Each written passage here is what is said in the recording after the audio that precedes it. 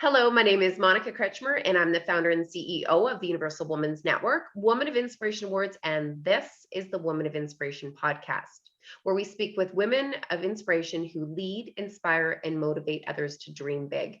These are women who are ignoring the naysayers and paving the road less traveled. It's a really special episode today. I have one woman that I truly admire her leadership and her tenacity and her vision for building other women up within the world of Raymond James. It's my pleasure to introduce to you Andrea Linger. She is the Associate Vice President, Practice Management, and the head of the Canadian Advisory Network for Raymond James. So welcome, Andrea. It's such a treat to have you on board for the podcast today. Thank you, Monica. It's a pleasure to be here. And I know that title is quite a mouthful.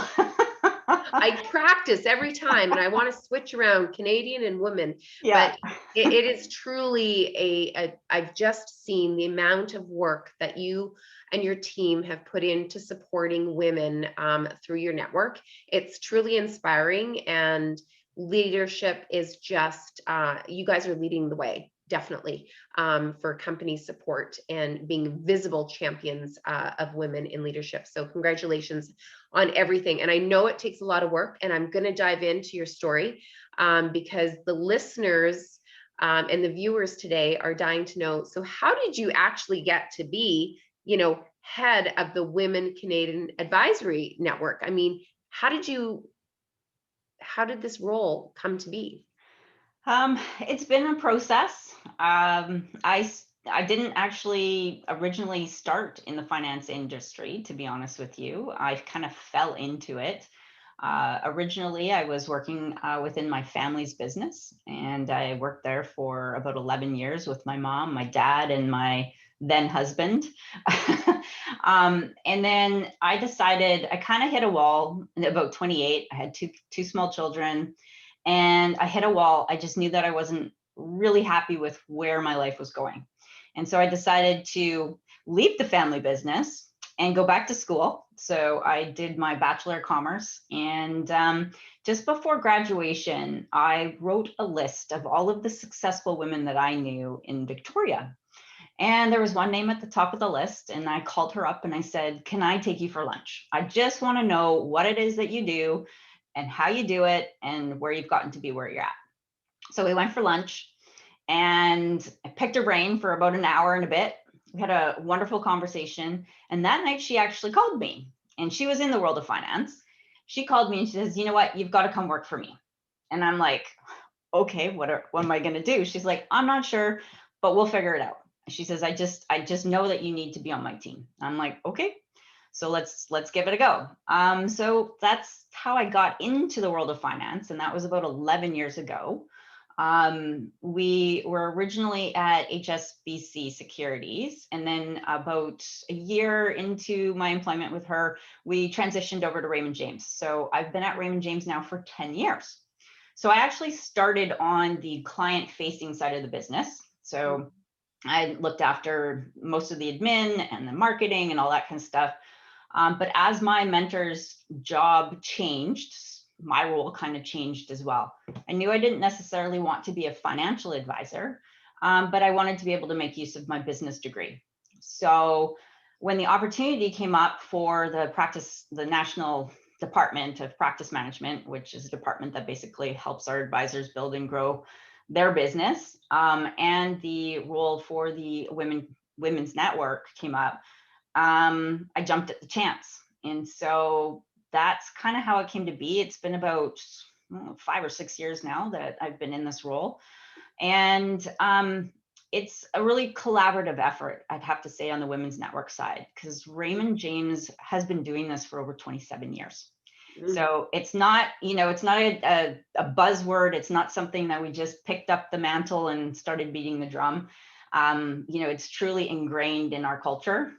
And so I work very closely with my counterpart down in the US, where we've got a very large network down there. And so Renee Baker, she is a phenomenal force to be reckoned with down in the US. And so I work very closely with her. And then our UK division actually created a women's network over the last couple of years. So I work with Cynthia Poole as well in the UK. And so we really collaborate and we piggyback off what each other's doing to leverage each other's strengths and help support our women advisors and men advisors. I want to point that out because our networks are not exclusive, they're inclusive. So, there's a lot of events that we do where we love to have our allies actually there as well, because that's important. I think that that's sometimes the piece that gets missed is that, it's very important that we have men allies as well, right there beside us. I have a man at Raymond James that actually is a mentor as well. And, he's been a phenomenal resource to bounce ideas off of and get perspective sometimes that, it's good to get that male perspective. Well, as you know, we've had many conversations about the role that men play and how definitely important and valued their contribution is in the support her world. And so I love the fact that your women's, initiatives are very inclusive in that world, because I think that's something that conversation is, that we're certainly having, that you're having, that I think more people should have, right? Is that it takes both to move women up in leadership roles. Absolutely. We all need to, women need to pull other women up with them. So if there's a seat at the table, bring someone with you, and advocate for someone that that kind of needs that maybe a gentle nudge or that boost of confidence. Because sometimes I think that's maybe where women struggle is, either with imposter syndrome or, not feeling like they are good enough to be at the table. So that's, I think, where women can really help bring another woman along. And then the men at the table embracing those women as they join. That's the other component that I think is extremely important as well. And I think opportunities, we've had some conversations before about, what are some industries that where there's not as many female representation. And I think the financial industry is definitely one of them. But Raymond James, for my really, since I've really begun to work with you and your team, I've seen so many opportunities for women, and where you can pivot and transition, and there's an opportunity for someone that wants to take it, and that will actually, women want to feel secure, they want to build wealth, and they want to contribute, right? So I maybe you can share a little bit about that, because what Raymond James does is very different than what other organizations do. Yeah, I mean, in the financial services industry, on average, we're seeing about a 15% female participation rate. And that's on the advisor side. The banks, so we're talking independent financial advising firms, not necessarily the banks. The banks generally have higher counts as far as women participation. However, that being said, at Raymond James, we're different. We've been moving the needle, and that's a very high priority for us. We do really want to get to that parity. We actually have some exciting. I can't blow the secret, but we do have some exciting announcements that are going to be coming out shortly in regards to an initiative that we are going to be part of. It's a national initiative, actually. But so I don't want to steal someone else's thunder. But even on our own women's network side, we do have a mandate to try and get to 25% female advisor representation by 2025. We're kind of sitting around that 18.7 mark. So in the last 4 or 5 years, we've increased it by about 4.5%. So that's good, but not good enough as far as I'm concerned. I still want to see it higher. But, I think it's important that we understand that women bring a different element to the financial services industry, and it's a voice that needs to be heard. It's a fantastic career opportunity for women. You can basically write your own paycheck. You can determine your own schedule. It's really flexible if you want to have children. And the way the industry is moving is it's not so it's not stock picking anymore. Yeah. You know, it's really about developing client relationships, and women are really good at that. So, you know, it is a natural fit, but I think unfortunately our industry is not one of those, you know, name brand industries that people hear of when they're going through school and through university. Part of one of the initiatives that I'm also involved with is campus engagement. And, you know, the number of students, men and women, that I'm talking to, you know, they don't necessarily know about this industry. A lot of people fall into it. Everybody thinks of, you know, accounting or an analyst before they actually think of being a financial advisor. And I think that there's a real opportunity for young, you know, that next generation coming up, to have some autonomy, to be their own business owners. Like here at Raymond James, our advisors own their books of businesses. So they're really like entrepreneurs, right? And so if you want to have your own business, you want to set your own hours, you want to have some flexibility, you want to have a family, all of these wonderful things, well, this is an industry that you can do that in.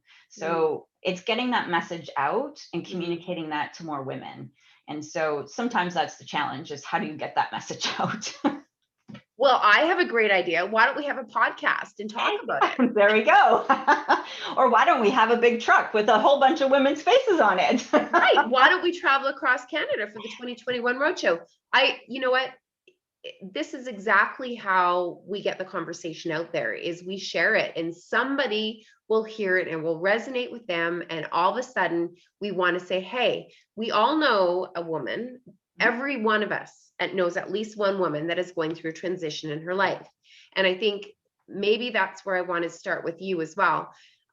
Is your transition started at a point where you did a transition. So maybe if you can talk about that as well, because I think that's really important, especially coming out of the global pandemic.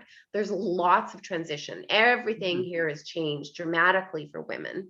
And some women have had to step back and now looking at, you know, I have to pivot and maybe that job isn't available anymore, or now I have more responsibilities at home with my kids. What can I do? And so I want to inspire them with a little bit of hope by your story. So, I mean, for me, it was, I got married really young, you know, had children young, and I didn't really know myself. I have to say, you know, in your 20s, you should be out kind of having fun and trying to find yourself. Well, you know, I always felt that I had to have, you know, the job, the white picket fence, the kids, all of that kind of stuff. And so when I had, I don't want to say a midlife crisis, but something close to that, I just had an epiphany that I knew that I needed to do something different. I kind of hit 30 and went, okay, I'm not really fulfilling my life's purpose. So what could I do different? So I symbolized it by throwing myself out of an airplane at 10,000 feet, of course, with a parachute on. And that was the start of my journey, really. It was, you know, starting to learn more about who I was as a person, what did I need? Because in my opinion, you can't really give to other people if you don't give to yourself as well. Now, those are easy words to say, a little bit harder to put into practice, especially if you're a mom with kids, because you're very much a doer for everybody else. Yeah. But you know, I do think that it can be scary to take that leap and decide, like, leaving my family's business. That was a huge, huge, huge crushing decision for me. You know, I was always under the impression that I would be the succession plan for my parents. And so making that decision to actually leave my family's business was actually really difficult. And, you know, there's times where I still wonder if I made the right decision. But other times I know that by spreading my own wings, I've also validated who I was as a person inside as well. And so, you know, I took a step back financially to do it. You know, what I was making working for my family's business was not what I was making when I first started in this business. But, you know, sometimes you have to take a step back in order to move forward. And so it is very possible to change careers and make these changes. And in fact, a lot of financial advisors actually, this is sometimes their second career. I know a few really successful women advisors that were in completely different industries and they transitioned over. And that knowledge actually helps to work with our clients even more, right? Because they have that external experience as well.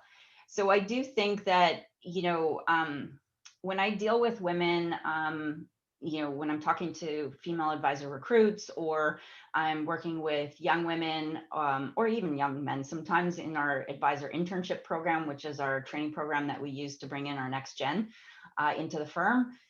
Some of the biggest stumbling blocks are they're worried about taking that step back, and what is that going to mean for them?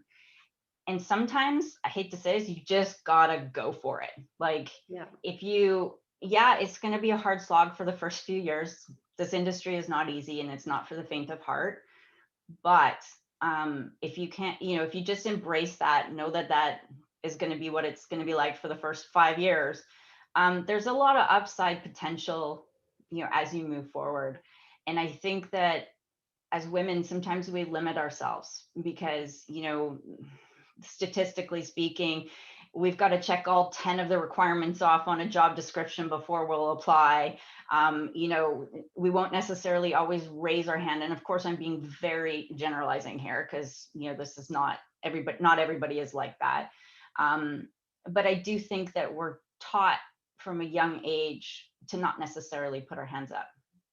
And I think it's important for us to embrace that. I mean, the younger generation has. I look at my daughter, or daughters, I should say, and they don't see the limitations that maybe I saw when I was their age. And I'm so happy for that, because that gives me real hope for the future. So yeah, I think that this is an industry you can transition into easily as a second or a third career. There is an educational component that does need to occur, but obviously life experience and the career that you had previously, you bring that experience with you. It's transferable skills, really. And so, yeah, if you're thinking about something and wanting to do something different, just go for it. I mean, if you don't get out of your comfort zone, you never grow. That's basically what I have learned. Fantastic advice. And I want to talk a little bit about, role modeling, and the importance of role modeling for our younger generation. Of course, you're such a strong leader and a woman and an advocate. Of course, your daughters are looking at mom saying, we got this. There isn't anything we can't do because mom does it all, right? And that's super powerful. And I know that you were sharing that I had asked in one of our questions, so what did you want to be when you were 12? Do you remember? And share that with the listeners. You know what? I wasn't sure, although I did ask my mom this question because I'm like, Mom, what did I say I wanted to be when I was 12 years old? Apparently I wanted, because I was born and raised in Alberta. So apparently I wanted to marry a horse rancher. And I'm not sure why, because I'm allergic to horses. But I don't know. So when I was younger, my biggest issue that I had is I was a straight A student, and there were all of the subjects I enjoyed. So there was never really one subject that just stood out saying, hey, pick me. So I struggled with trying to identify where I wanted to go. I kind of always was in the business world though, because my family has always been been entrepreneurs.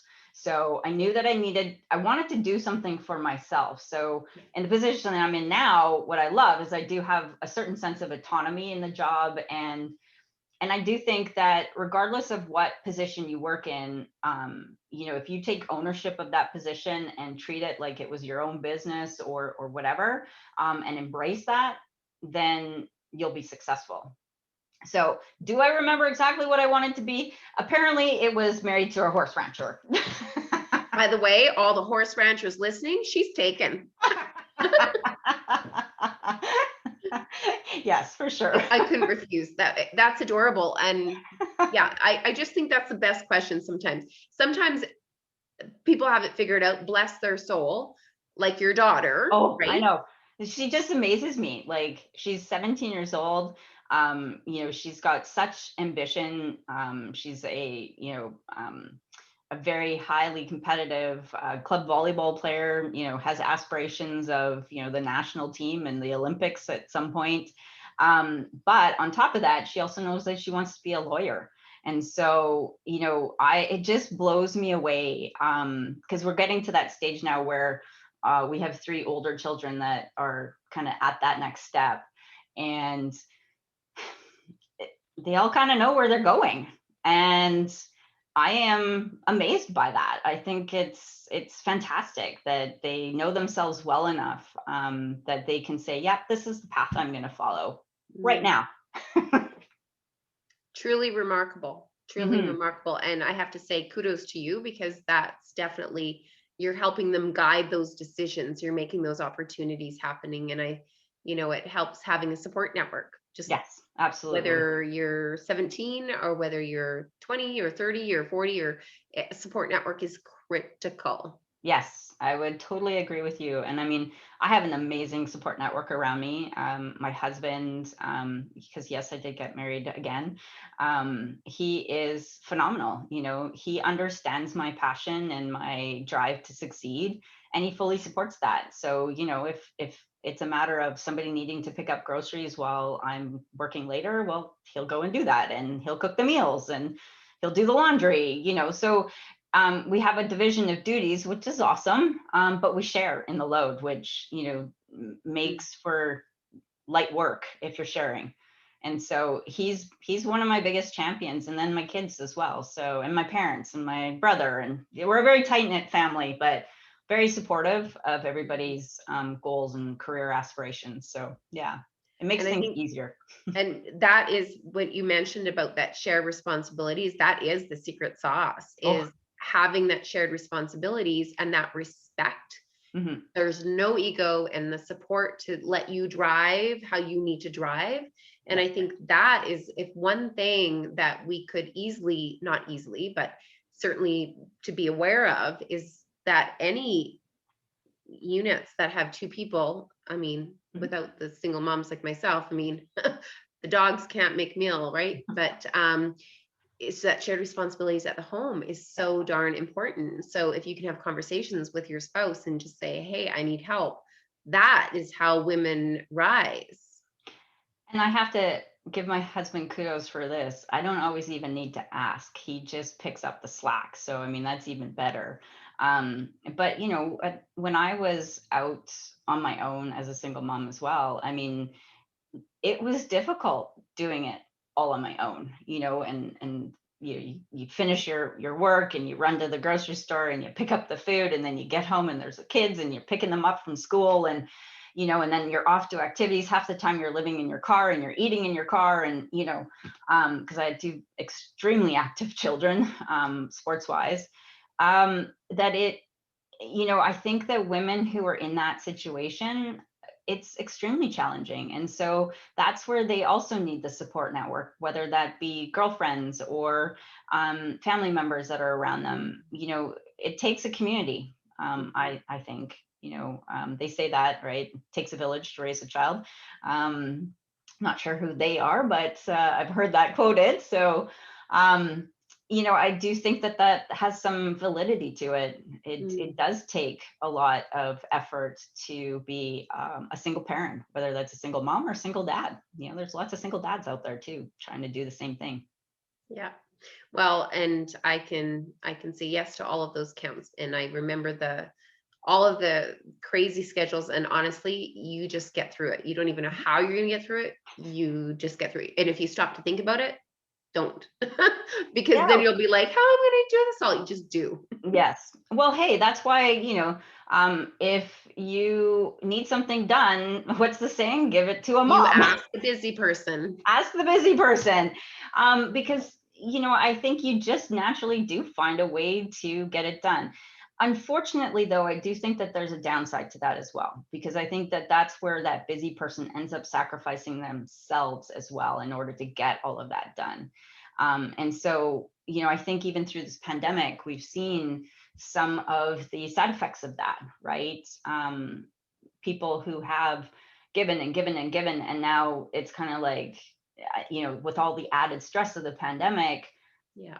we're seeing some of the ramifications of that. We've seen women dropping out of the workforce, um, depression increasing, suicide rates, like it's just, I think there needs to be a delicate balance. You can't do it all, and you have to be able to say no. That's the one thing that I've had to learn, because I'm always the person that says, "Yep, I'll do that. Yep, I'll do that."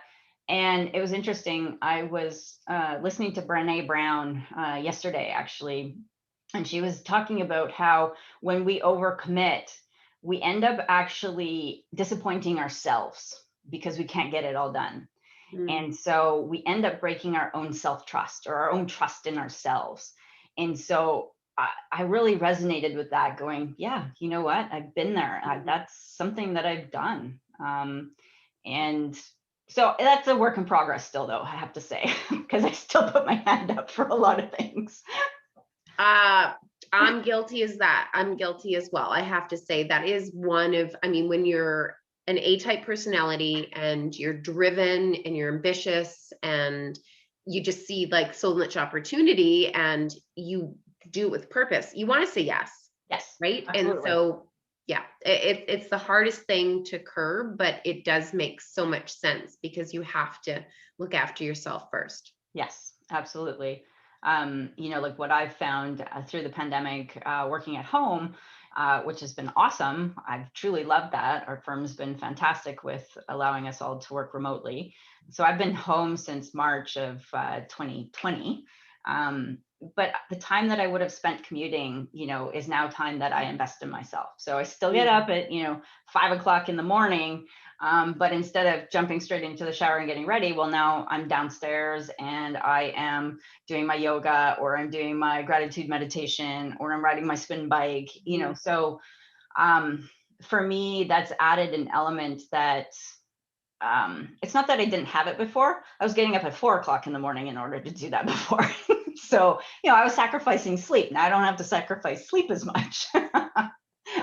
So that was a question that I was going to ask you, Andrea. What is a non-negotiable in your daily ritual that it's like, without a doubt, this has got to be done? There are days that you don't, but what is one thing that's non-negotiable for you as a leader that you can attribute to your success? Well, I'd have to say that this is something that I've recently implemented, not something that I used to implement. It's easier for me to do it now that my children are older and, kind of a little bit more self-sufficient. They can drive themselves where they need to go. So I can be a little bit more specific with my time and protective.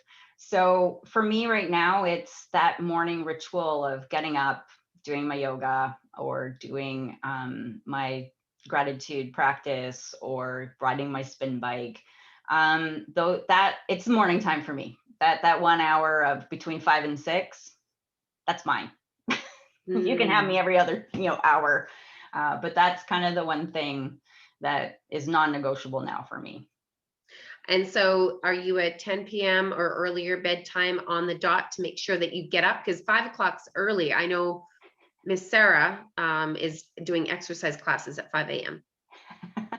I'm a 9 o'clocker, so I'm in bed by 9. But like this, my body just naturally wakes up early in the morning, because this is a routine that I've done for a very long time, other than when I had all of my major surgeries that I had to go through and learn how to walk 3 times. But I was a personal trainer. So when I actually left my family's business, I went back to school and I became a personal trainer. And I trained for a fitness competition, so a figure competition. And so from then on, I kind of developed that routine of being in the gym. And I'm fortunate. Back then, I bought all the gym equipment, so I actually have a gym in my house. It's not just a, treadmill that collects clothes. I physically have a full gym in the house. So, it is easy for me to get downstairs and do what I need to do. But sometimes it's just going outside and getting in touch with nature and taking the dog for a walk too.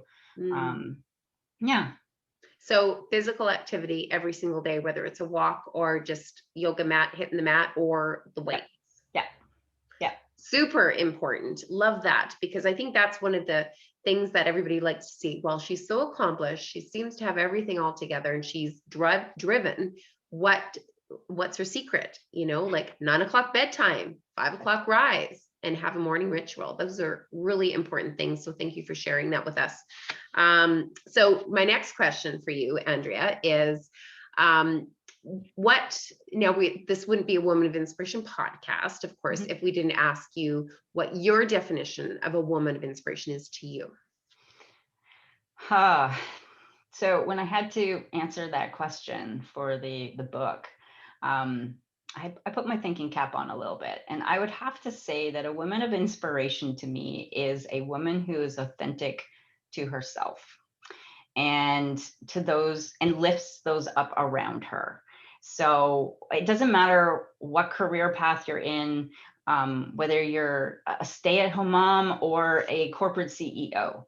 If you're authentic to who you are and what you do, and then you also help lift other people up around you, I think that to me is a woman of inspiration. Well said. Well said. And that's always a really interesting one for me, because when I hear about the answers, I always look at the person sharing it and I'm like, yeah, that's her. It really is, authentic leader. It's a brilliant thing. And, it's every woman has their story. Yeah, it's interesting. I just finished reading a book by Jamie Kern-Lima, and she talks about authenticity a lot. And it struck a chord with me, because I think that, the leaders that are making the difference in industries right now are the ones that are being authentic. It's not enough to just talk about doing something. It's actually following through and doing something about it. So it's walking the talk. And so for me, authenticity, I think is a big component of that. And, with my team, I hope they see me as authentic. I certainly try to be authentic, because, I think that it's okay to be vulnerable. It's okay to, now I'm saying all this, my family would probably go, yeah, right, mom. Because, I probably have the hardest time being vulnerable with my family. But, when it comes to my team, I'm okay being vulnerable with them and them being vulnerable with me, because you know what?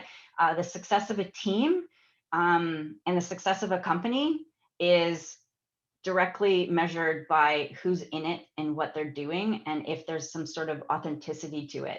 I think people perform better if they're being authentic to who they are and their values and beliefs. Well, I completely couldn't agree more with you. And of course, women seen, heard, valued.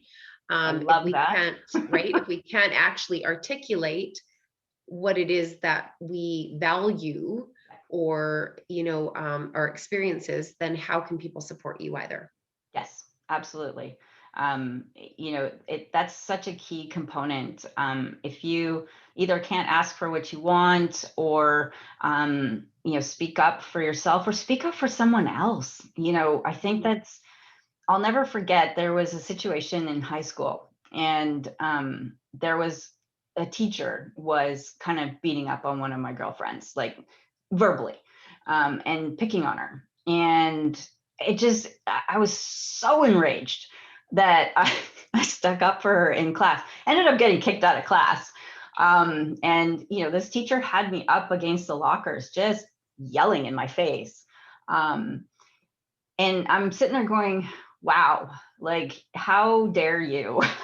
Now, I think that it's important that not only are you authentic to yourself, but you're authentic to the people that are around you, and you stick up for those that maybe are having difficulty sticking up for themselves as well.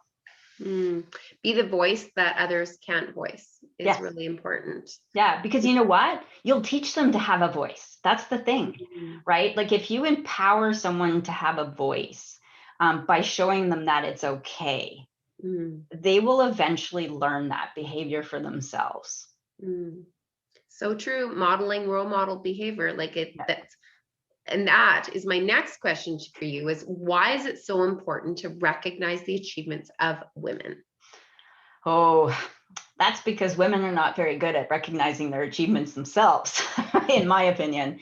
I do feel like we have difficult times. Like we're very good at acknowledging other people's achievements, but when it comes to writing that list of because this tested my abilities, trust me, when I had to answer this question on the for the book, because it's really hard to sit down and go, oh, I've done that, and oh, I've done this, and oh, I did that too, because you almost feel internally like I shouldn't be saying all these things. Somebody else should say that for me, not myself.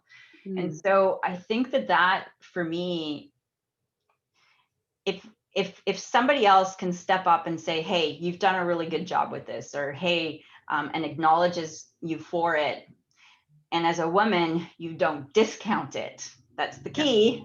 You accept it and go, yeah, thank you. You know what? You're right. I feel pretty good about that. I think we'd be in a better position as women if we did more of that. And Mm. so I think it's extremely important that we really recognize the successes that women are having and acknowledge that. And if a woman discounts them, say, no, you know what? You did do a good job. Accept it, like embrace it. Because I think we have a natural tendency not to embrace our own successes. Mm. Well said. And as you know, I'm a great big advocate for that because Mhm. if you embrace your success and own it, you pave Yes, the road for others to do the same. And so thank absolutely. you. More conversations like this, Andrea, are needed. Yeah. And for leaders to say, I'm proud of what I've accomplished. Mhm. And it's not about ego. Yeah. It's just about owning your worth. Yes, absolutely. I think that's the difference between the genders sometimes is I really don't feel, and I've certainly tried to do this differently with my daughters, because for some reason my son just naturally owns his worth. But I do think that have been taught not necessarily to own it, that it's not okay, that that's bragging, or and yet I don't know. I mean, you look at it, women typically don't negotiate well, with if they're going into a job offer, but the men just ask for tons, right? Like it just, and I mean, those are very generalized stereotypes, and I realize that. So hopefully I don't offend any of the listeners, but I just feel like there's still so much more that women could learn to embrace their own power Mm. and be able to be okay with their accomplishments and Mm. celebrate them. And as you told me, I need to shout it from the rooftops. Yes, yes. That Yeah. is exactly what women need to do more of. And thank you for leading by example. And I know it's uncomfortable. It's Hmm. darn uncomfortable to be in that space. I mean, Andrea, now you have your headshot Yes. on our 2021 roadshow truck semi Yes. that's going across North America. How does that feel? Like that's, I would say, pretty close to shouting it from the rooftops. It's actually quite funny because I had a girlfriend send me a text at 6 o'clock in the morning while I'm working out. She's like, I just saw your face on a truck. And it was because we were on the news. And she's like, what the heck's this about? So I explained to her what it was about. So it was pretty cool. So yeah, like it's kind of neat to think that somewhere across North America, my face is rolling around. So yeah, I think I love that initiative that you've taken on and developed, Monica, because I really truly feel like, um, the be seen, be heard. Yeah, it gives me goosebumps. Well, I'm excited for the journey in September, of course, to be on the road and to start, in Vancouver all the way to the East Coast. I mean, we've been so in our own worlds for so long. It's so liberating and empowering that we're going to be able to do this. And, with COVID restrictions, of course, Yes. the world has definitely changed in the past 15 months, but in the next 3 months, the world is slowly opening up, and really exciting for women to drive change. You see my t-shirt? It's Yes, I can. Women I love drive it. change, right? Yes. I'm such a poster. I'm just, I love it. yeah. So I proudly I saw wear you it. have tank tops like that too. I need one of those for the summer. Oh yes, in white and black and mugs. We Perfect. have and bumper stickers, Oh, because I honestly do believe that this whole campaign, and for women to be empowered, is that everybody plays a role, right? yeah. So slap it in the your car, women driving change. Anyways, we have bumper stickers as well at the store. I am very proud to be part of a company that supports these types of initiatives. This kind of goes to the core of Raymond James, being active in our communities. Like right now, we've got the Raymond James 5K for kids that's going on. So most of us employees, we've got challenges all across the country. We're raising money, and you're supposed to you only need to do 5 kilometers in a month, but a lot of us are doing 5 kilometers a day. So yeah, that's just speaks to the core of our company, and kind of what we're about. And so supporting women, supporting diversity, it's a big part of our company.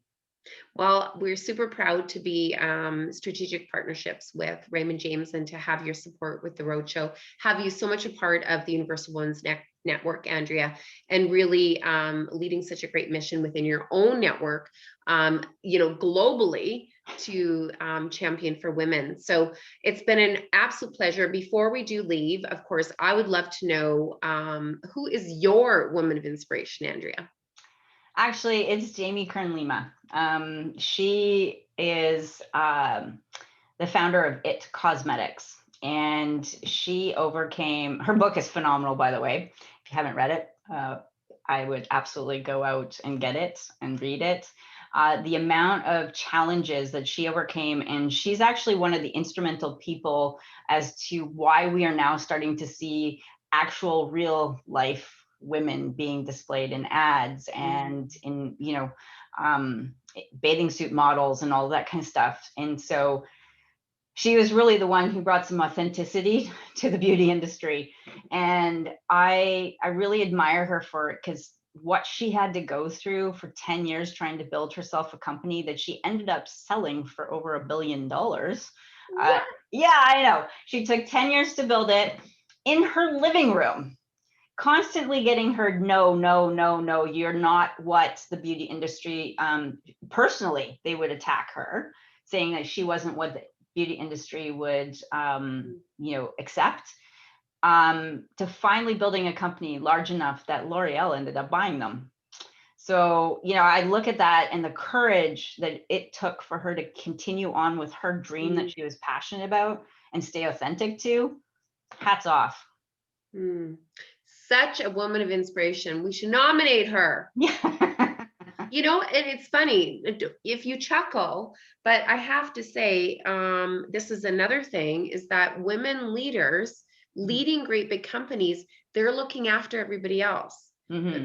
But how many times do they actually get the pat on the back to say, you're doing a great job? Because everybody thinks that they already know, yes. Right? Yeah. But I think that the acknowledgement piece is so darn important, that the leaders leading the pack, just like yourself, you're doing a great job, Andrea. Well, thank you, Monica. Right? So are you. Well, thank you. Yeah. Anyways, it's something that should be talked about more of, and I'm really happy to have had the opportunity to have this authentic interview with you today. You can see how passionate that you are about supporting women. And I look forward to the book, the 100 Women of Inspiration book, coming out this fall, and to actually be driving change across Canada in the fall with the 2021 Roadshow.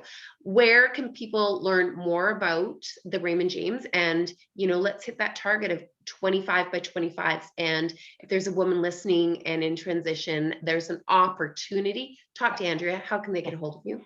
Well, I'm on LinkedIn, so anybody can connect with me on LinkedIn. So it's Andrea Linger, Linger.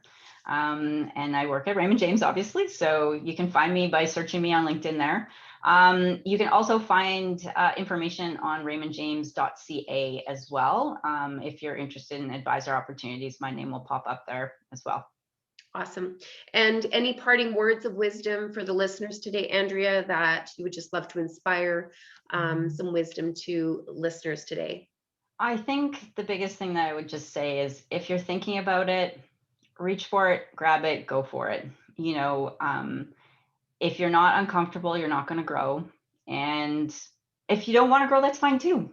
Just be authentic to who you are, and live for your purpose, because it's soul crushing to live for someone else's purpose. Beautiful words to end up just a rock star interview. Thank you so much, Andrea.